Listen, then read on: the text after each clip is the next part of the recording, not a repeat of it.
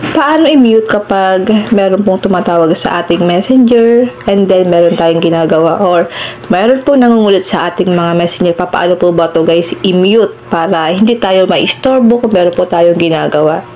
Ganito lang po yung gagawin natin. Open lang natin ang messenger natin.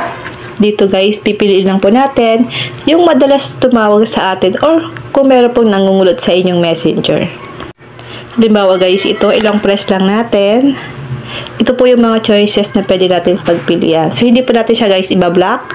Piliin nyo dito yung mute. Tap natin ang mute.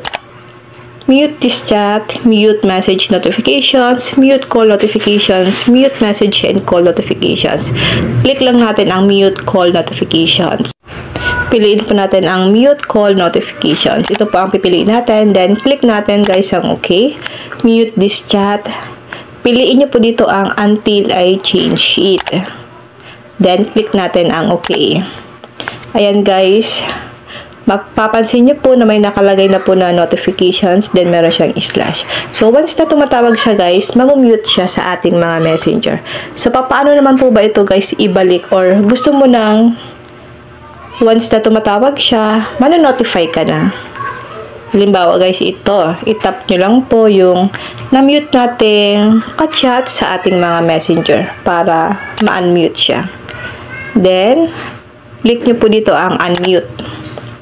Ayan guys, wala na po siyang bell dito sa gilid or sa may tabi niya.